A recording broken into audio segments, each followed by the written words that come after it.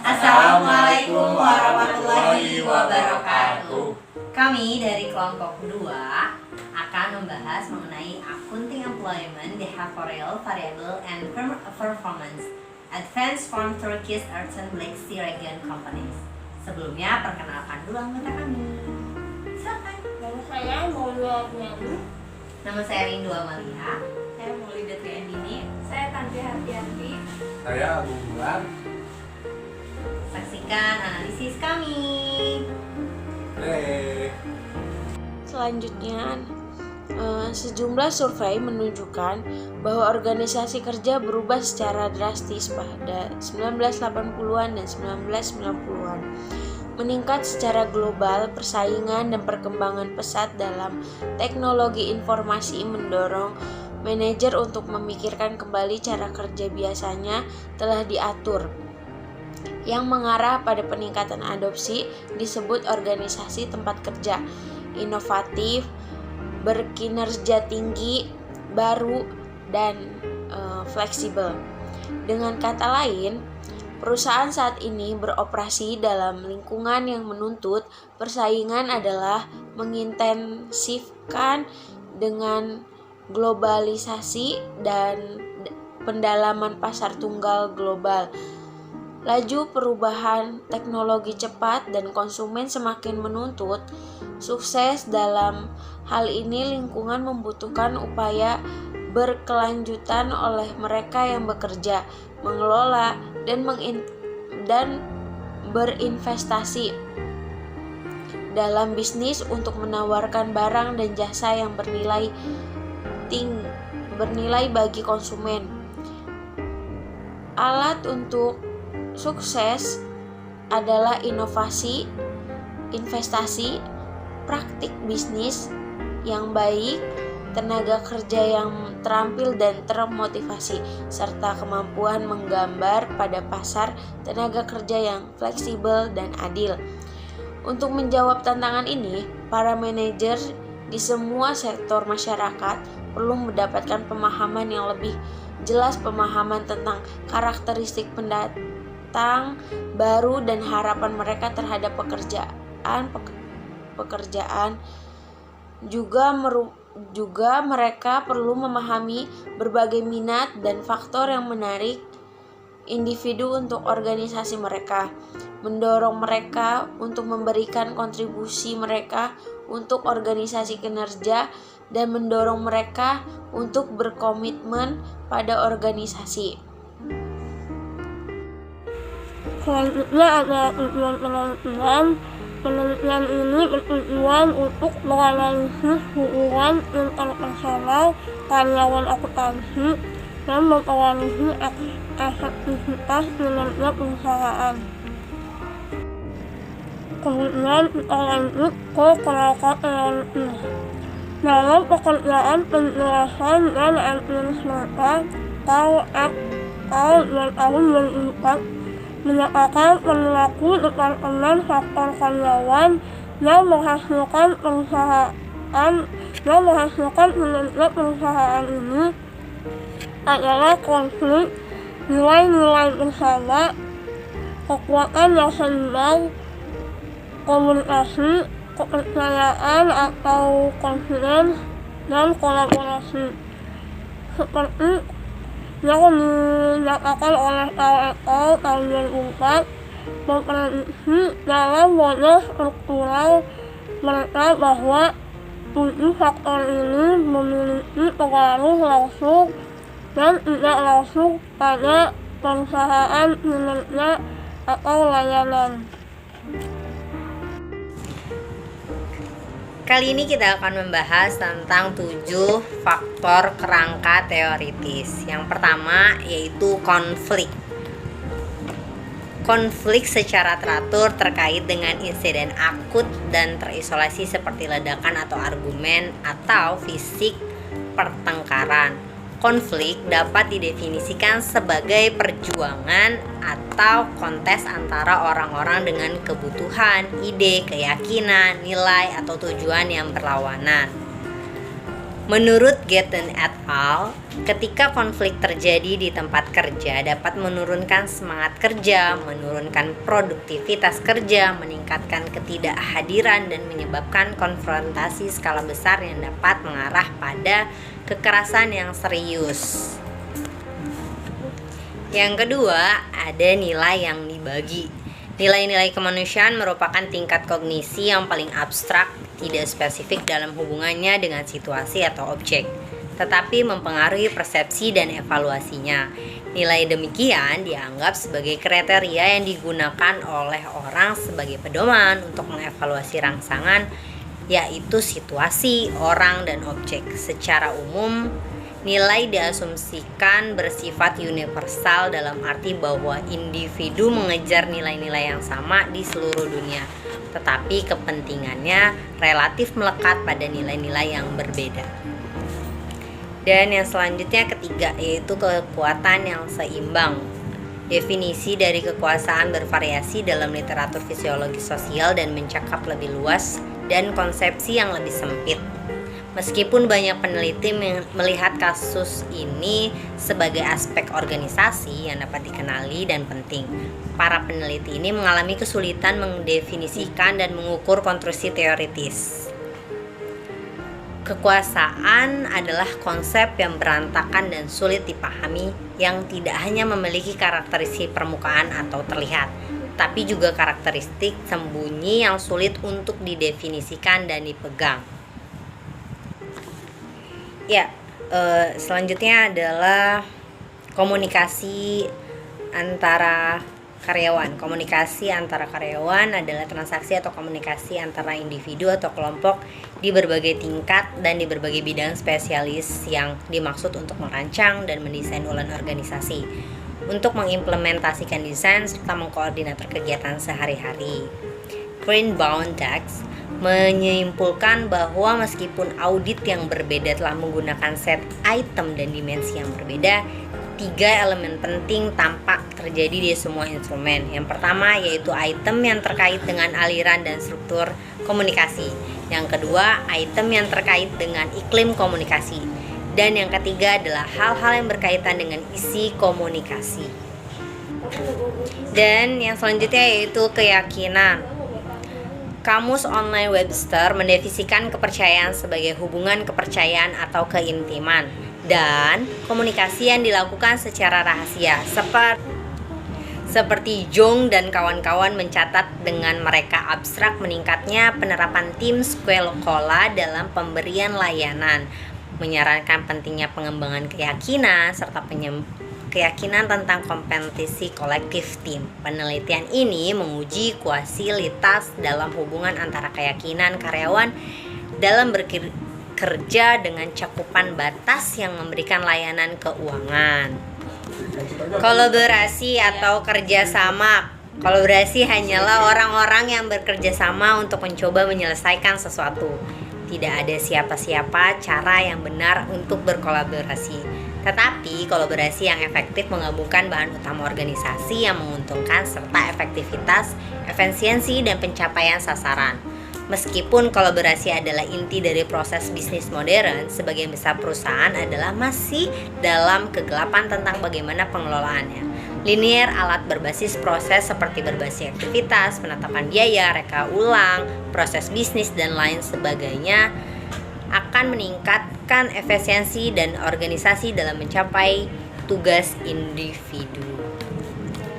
Dan yang terakhir adalah kinerja perusahaan. Ada banyak penelitian yang menyelidiki manfaat sumber daya manusia yang baik. Manajemen berusaha menjelaskan hubungan antara komitmen karyawan dan komersial kesuksesan. Survei sumber daya manusia global menetapkan bukti bahwa manajemen orang yang baik memiliki efek positif pada berbagai masalah, dari meningkatkan produktivitas karyawan, mengurangi ketidakhadiran melalui peningkatan profitabilitas.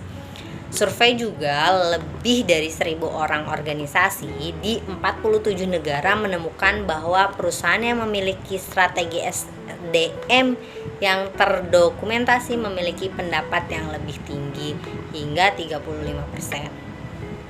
Hal ini jelas menunjukkan bahwa strategi yang paling efektif adalah yang berfokus pada main trend individu, motivasi dengan tujuan bisnis, dan mereka yang menggabungkan cara mengukur pengembalian investasi pada karyawan.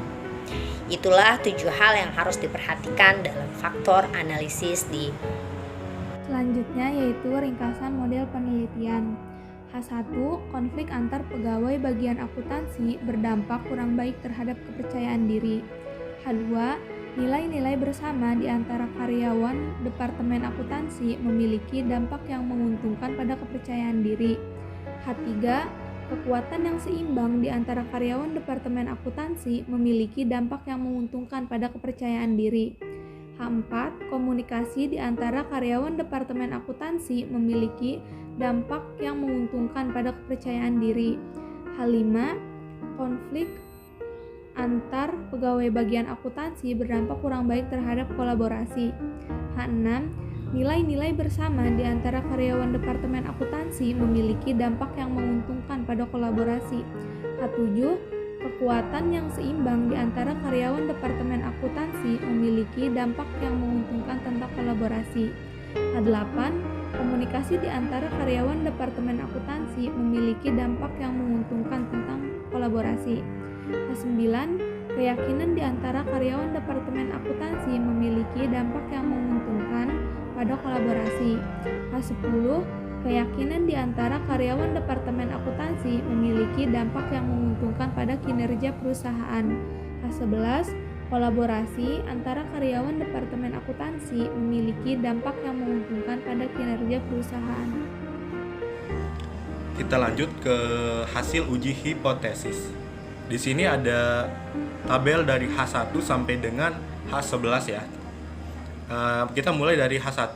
Signifikannya itu di kolom T min 9,142, di kolom SH-nya itu 0,091, estimasinya itu min 0,832. Kita lanjut ke H2. Signifikan di kolom T-nya itu 300-747, SH-nya 0,099, estimasinya 0,371. Kita lanjut ke H3. Di H3 itu tidak signifikan ya.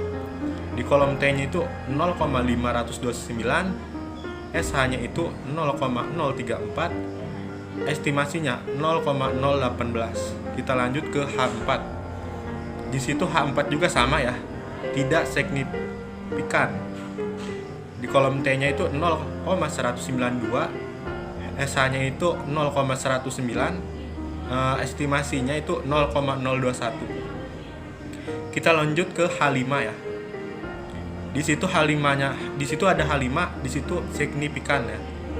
Bisa dilihat signifikan. Jadi di kolom T-nya itu min 6,873, SH-nya itu 0,095 dan estimasinya itu min 0,653. Kita lanjut ke H6 ya. H6 itu signifikan sama. 6 di kolom T-nya itu 6,192, SH-nya itu 0,051, estimasinya itu 0,316. Kita lanjut ke H7. H7 signifikan. Di kolom T-nya itu 3,501, SH-nya itu 0,064, estimasinya itu 0,224. Kita lanjut ke H8. Di H8 itu masih signifikan ya teman-teman. Bisa dilihat, jadi di kolom T-nya itu 3,480, SH-nya itu 0,052 dan estimasinya itu 0,181. Kita lanjut ke H9. Di situ masih signifikan ya. Di kolom T-nya itu 15,582, SH-nya itu 0,029 dan estimasinya itu 0,452. Kita lanjut ke H10. H10 itu sama, masih signifikan ya. Di kolom T-nya itu 3,602, SH-nya itu 0,093 dan estimasinya 0,335. Kita lanjut ke H10. Di situ ada H10 ya. Itu sama, signifikan. Di kolom T-nya 2,505, SA-nya itu 0,087, estimasinya 0,218. Jadi bisa dilihat ya teman-teman. Jadi di situ dari mulai hasil uji hipotesis tabel H1 sampai dengan H11. Lalu yang terakhir adalah kesimpulan. Ini adalah studi empiris yang dirancang untuk menilai bagaimana variabel perilaku karyawan akuntansi, yaitu konflik, nilai bersama, kekuatan yang seimbang, komunikasi, kepercayaan diri, dan kolaborasi mempengaruhi kinerja perusahaan. Temuan penelitian menunjukkan bahwa ada hubungan yang kuat antar karyawan akuntansi perilaku, konflik, dan kepercayaan diri, dan hubungan yang kuat antar karyawan akuntansi, nilai, dan kepercayaan bersama. Sebaliknya, tidak ada hubungan yang signifikan yang terdeteksi antara kekuatan yang seimbang dan kepercayaan diri dan perilaku akuntansi. Penelitian saat ini juga menawarkan beberapa temuan untuk mempengaruhi faktor motivasi kolaboratif akuntansi karyawan, seperti yang ditemukan secara empiris bahwa ada hubungan yang signifikan antara konflik dan kolaborasi, nilai dan kolaborasi bersama, kekuatan dan kolaborasi yang seimbang, komunikasi dan kerjasama. Selanjutnya hasilnya memberikan kepercayaan diri dan kolaborasi mempengaruhi kinerja perusahaan, di mana kepercayaan diri terbentuk secara signifikan kolaborasi. Menurut analisis dari kelompok kami, jurnal ini memiliki kelebihan. Hal ini dapat meningkatkan kinerja perusahaan lebih efektif dan efisien. Dengan adanya penelitian ini, akan ada rencana perbaikan yang lebih baik ke depannya untuk meningkatkan kualitas kinerja perusahaan. Dan kekurangannya adalah minimnya pemahaman tentang kinerja yang baik serta proses pengembangan diri yang kurang menjadi faktor utama yang menjadi hambatan dalam penelitian.